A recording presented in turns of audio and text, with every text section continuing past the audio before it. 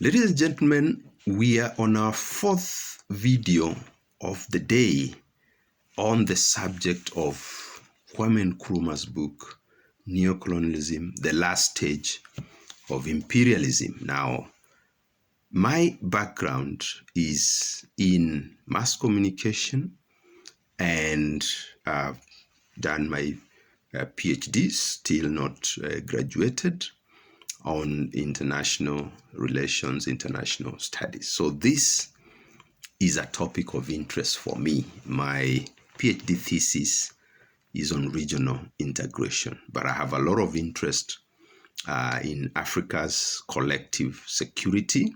I have a lot of interest in Pan-Africanism.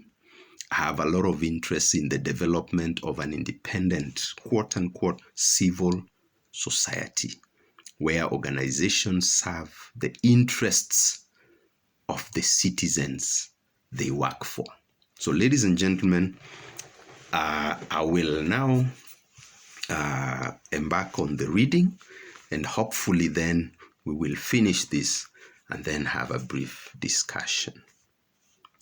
Once a neo-colonist territory is brought to such a state of economic chaos and misery that revolt actually breaks out, then and only then is there no limit to the generosity of the neo-colonial overlord, provided, of course, that the funds supplied are utilized exclusively for military purposes, not social welfare. But let's read on. Military aid, in fact, marks the last stage of neocolonialism, and its effect is self-destructive. Sooner or later, the weapons supplied pass into the hands of the opponents of the neocolonialist regime, and the war itself increases the social misery which originally provoked it. Neocolonialism is a millstone around the necks of the developed countries which practice it. Unless they can rid themselves of it, it will drown them. Previously, the developed powers could escape from the contradictions of neocolonialism by substituting it for direct colonialism. Such a solution is no longer possible, and the reasons for it have been well explained by Mr. Owen Lattimore, the United States Far Eastern expert and advisor to Chiang Kai-shek in the immediate post-war period. Again, Kwame Nkrumah may have been the penultimate realist, but in the course of analysis, perhaps he tended to emphasize certain facts and underemphasize others. But let's read on. This is what Owen Lattimore wrote, that Asia, which was so easily and swiftly subjugated by conquerors in the 18th and 19th centuries, displayed an amazing ability stubbornly to resist modern armies equipped with airplanes, tanks, motor vehicles, and mobile artillery. Formerly, big territories were conquered in Asia with small forces. Income, first of all, from plunder, then from direct taxes, and lastly from trade, capital investments, and long-term exploitation, covered with incredible speed the expenditure for military operations. This arithmetic represented a great temptation to strong countries. Now they have run up against another arithmetic, and it discourages them. The same arithmetic is likely to apply throughout the less developed world. This book is, therefore, an attempt to examine neocolonialism not only in its African context, but its relation to African unity, but in world perspective. Neocolonialism is by no means exclusively an African question. Long before it was practiced on any large scale in Africa, it was an established system in other parts of the world. Nowhere has it proved successful, either in raising living standards or in ultimately benefiting the countries which have indulged in it. The conflict between the rich and the poor has now been transferred onto the international scene. But for proof of what is acknowledged to be happening, it is no longer necessary to consult the classical Marxist writers. The situation is set out with utmost clarity in the leading organs of capitalist opinion. Take, for example, the following extract from the Wall Street Journal, the newspaper which perhaps best reflects United States capitalist thinking. In its issue of 12 May 1965, under the headline of Poor Nation's Plight, let's see what it says directly. A generally used breakdown, however, has recently been maintained by the International Monetary Fund because, in the words of an IMF official, the economic demarcation in the world is getting increasingly apparent. The breakdown, the official says, is based on simple common sense. In the IMF's view, the industrialized countries are the United States, the United Kingdom, most West European nations, Canada and Japan. A special category called other developed areas include such other European lands as Finland, Greece and Ireland, plus Australia, New Zealand and South Africa. The IMF's less developed category embraces all of Latin America and nearly all of the Middle East, non-communist Asia, and Africa.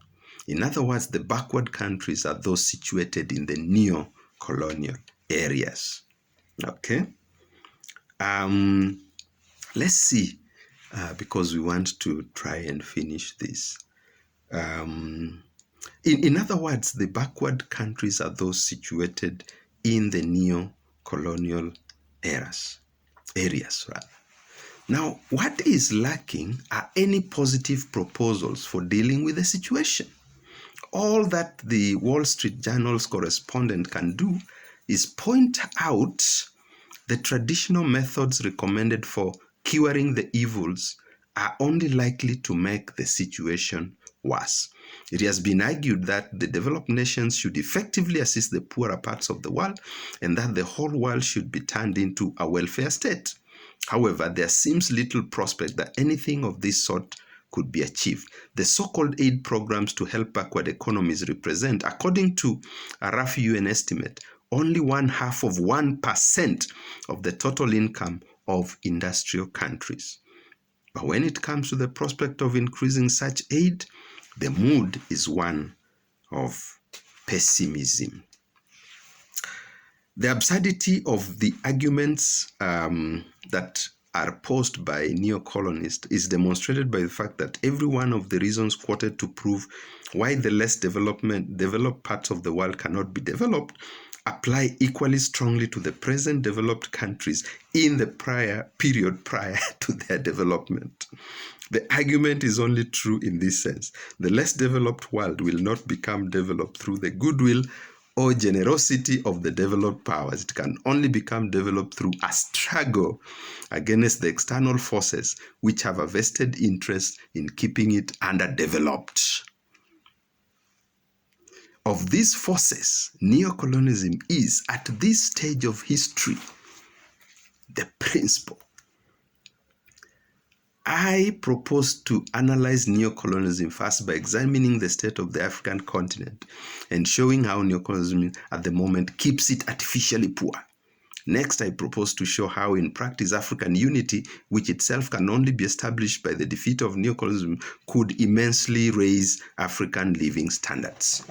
Ladies and gentlemen, now you have an idea what Kwame Nkrumah theorized about in the early 60s when he looked at the state of the international political economy and Africa's position in it.